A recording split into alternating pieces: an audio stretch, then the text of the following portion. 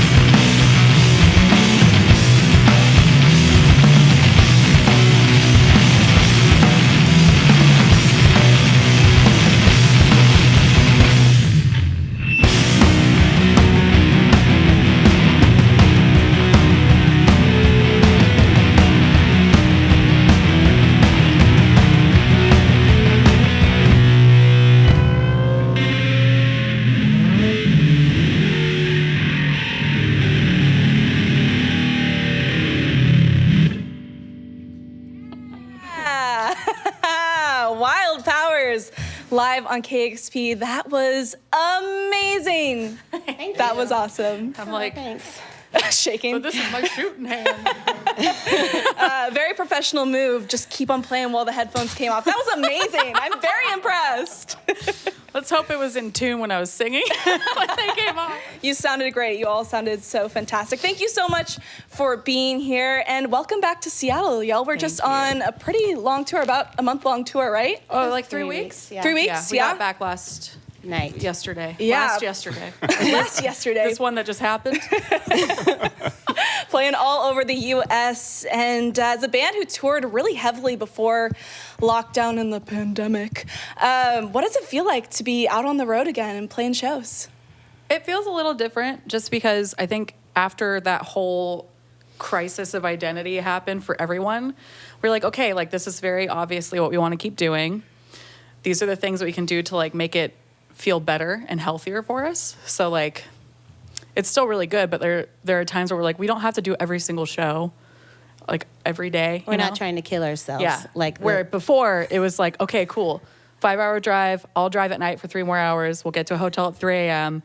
and then we'll drive 6 more hours. Like now we switch up our string cheese and meat sticks with an occasional green juice. Hey, look at you go. Sometimes we'll just get spinach and eat it raw by the handful in the van. I feel like we've definitely learned to appreciate days off more than we used to. Mm-hmm. Yeah. Like we the went last to tour Dollywood. Ooh. Yeah. Sorry. Like the last tour we did before the pandemic, it was like 27 shows in 25 days. Wow. Whereas I feel like this one we had like a few days off every few days, which was kind of nice. Yeah. yeah. But also, I think the kids that do come out are like stoked to be there. I feel like they're way more appreciative. Everything seems more meaningful because we're all on the verge of death. Yeah. Yeah. So Especially Pretty like much. last year, the first tour we did after COVID, I feel like people were coming up and being like, this is the first live music I've seen in however many years. It's So it like, was- I'm sorry. lots of tears. yeah, Lots of intense and happy emotional, tears. but people seemed really excited to be like back in that space again, Yeah. which is really cool. That's awesome, and I'm really glad that y'all are practicing some good self-care Yeah. while on the road. That's really important. Yeah, it also helps that like we're sober. So, Lupe's not, but like Nope, sure it just not. it makes it so like we're like, no hangovers. I love it. can do this. That's So it's awesome. nice, yeah. Yeah, you just came out with a brand new single, Gossamer, that you heard at the top of that set in early March. It's a song that deals with a lot of feelings of wasted time and, some good old existentialism. And so much of your music deals with mental health and, subsequently mental anguish. Yes. What are some ways that music has helped you kind of work through problems in your life, not only as someone who writes music, but also as a listener, a consumer? In terms of writing, it's given me like an outlet to like put some of these feelings out, which I think I used to rely on a lot more, and now I'm like taking better care of myself. But there's a lot of stuff that like it helps to just get it out in a healthier way instead of like doing things that are harmful to yourself. And then with listening, sometimes it's like the reverse where it's like, oh, this makes me like, this is like recognizing my feelings and it feels validating because I'm not the only person that feels this way. So it's kind of two sides, same coin. Yep, it's a coin. You're flipping it. Both are valid. I'm like, anyone else want to talk? Yeah, I concur. I think playing it, for me, drums has always been my instrument because it's the most physical, and I have a lot of feelings and energy that I need to not store in here because I would burn stuff down if I did. So it's just basic therapy for me. And then listening to it, even, all sorts of music and people's lyrics, but Lara's lyrics too. So often artists of all kinds can put words or a picture on my feelings in a way that I can't vocalize myself. And so it's very comforting. Feels like you're not alone. Joj? Yeah, I feel like writing music has always been really therapeutic for me. Like I find it easier to express things that way than trying to articulate it most of the time. But then it also kind of doubles down. Like I feel like we've been playing so long together that getting in a room and like making stuff together is usually like really unburdening of whatever you're going through. Yeah. Like we joke that this is the healthiest relationship we've all ever had. Yeah, by far. It's not a joke. It's been 9 years of Yeah. pretty cool relationship. Yeah. Yeah. We're good at communicating now. There's also been times like in practice space, we'll go into one of our basements and be like, we're all having I'm really trying not to swear. We're all having a crap day. And like we can all get together and then, you know, sometimes some of the best songwriting comes from those days and you leave feeling productive and like the world's not as horrible, maybe. Yeah, I feel like some of our best songs have come that way, where it's been like the first hour is just everyone crying and talking it out, and then like whatever comes after that is like really cathartic and great. Yeah, I think really the crying is just as important. I think that every band should cry together at least once. Oh, absolutely. Yeah. A month, once once a week, every other day. once a practice, Once a yesterday. once a yesterday. I'm so glad that you've been able to build such a beautiful connection together over the time that you've been playing. And y'all got together in 2014 and have been playing in Seattle and around the U.S.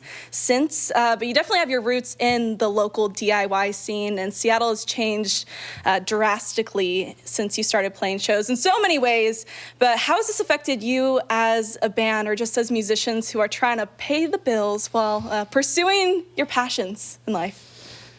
Well, we've recently got a grant which helped a whole lot. That's awesome. From Black Bread. But yeah, it's a struggle. I mean, we were joking with y'all before the cameras were rolling about how like this is the first tour that we didn't sleep in the van, and you know we did sleep on couches. Thank you to those couch friends. But you know we could like afford hotels and like we're not using any of our own money to record, which is nice. But it is a struggle. We all have gnarly day jobs that require a lot of our attention. And, you know, it's a privilege to be able to do your art and your creativity, especially in a really expensive place like Seattle.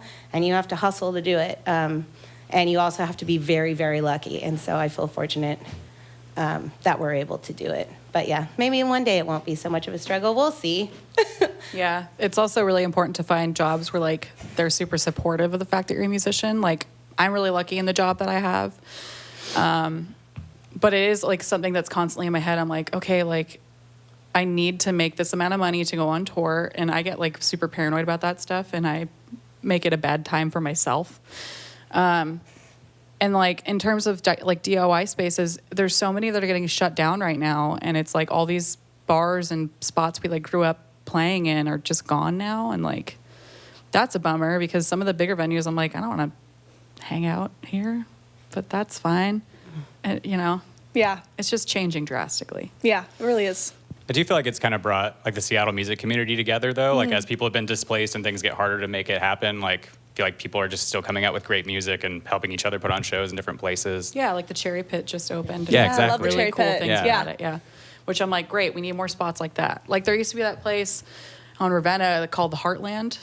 That was like in my first band, we played there a lot, and it was like a very cool DIY garage, and it was super like pro artists, and then it was just gone. Like, so I feel like the Cherry Pit's like the new version of that kind of DIY I think the more space. like that gap widens and like all the richies are getting richer and all of us artists are not. Like the good thing is that I feel like it doubles down within our community to be like, all right, well, we got to take care of each other and we need to figure out how we're going to make this work to survive. And so it does like force that creativity and innovativeness. Is that a word? It's like you're adapting to your situation now. There you go. When it's like I would worry in the past that like less people would be able to make music here, and people have definitely had to move out of town and whatnot. But I feel like there's more great bands than ever lately, which has been really inspiring to see that it's like actually going on the up and up instead of just going away and being all techie, boring stuff. Yeah. I love this optimism. It's what I needed to hear. Get in the van, Kennedy. Get in the van, baby. And you just played some songs off your previous record, What You Wanted. That came out in 2021. And as I mentioned previously, Gossamer just came out this year. What's next for Wild Powwers? What can we look forward to hearing from y'all? We have more than enough songs written. We're doing some fine tuning. We think the working title is Pop Hits and Total Bummers, Volume 5. I'm not joking. I think that's pretty much what it's going to be called. But yeah, so we're going to try and get to recording that later this year and hopefully put it out spring, do more touring. Yeah. I don't know. I don't think we're going to Just quit make anytime. music and Let it ride, baby. I don't know. Let it ride. Yeah, I think we're all really looking forward to recording the new stuff because what you wanted was pretty much ready to go right when COVID started. So we sat on it for a while. So now I still love playing those songs, but they feel quite a bit older at this point. So really excited to get the new stuff out and start doing that. Yeah. That's awesome. Well, I'm so excited to hear new music from y'all. Thank you so much for coming in. I've got one last question for you, and I would say this is the most important question of the entire interview. Since you're wild powers, if you had a superpower, what would it be? I would have teleportation so I could exit any situation I wanted to. Because I'm the person that will be like, I'm done socializing. I'm going to sit in the van for 3 hours. See you later. Like, I wish I could just be like, I'm going home. Bye. And like, I could come back when I recharge or something. But yeah, that's for sure my superpower. I would definitely breathe underwater, which I'm confused why I don't already. I feel like somebody messed up with that, with not giving me gills, because I am a water creature and it cools me down and I need it. So, and in my dreams I can breathe underwater, so I feel like it's just a matter of time. Judge? Well, I feel like my superpower used to be falling asleep anywhere, anytime on tour. I would just like to regain that. I would accept that. I know. Of any superpower, you're like, I just want to sleep. I just want to sleep. Just want to sleep, man. That's so great. Thank you for sharing. And again, thank you so much for being here. Thank you for Thank you for having us. us. Yeah, this was amazing. Thanks, all y'all. And a huge thank you as well to all of you, our big KEXP community that makes all of these amazing live on KEXP sessions happen and makes them available to listeners and viewers from all over the globe. And if you want to power the music and performances that you love, you can go to kexp.org to make a donation today. And while you're at it, you can go subscribe to our YouTube channel and watch this video and all the other amazing performances that we have on there. Yeah. Thank all right. you so It's Wild much. Powers Thank you. live on KEXP. Thank you guys. Thank you. Discover great music at kexp.org.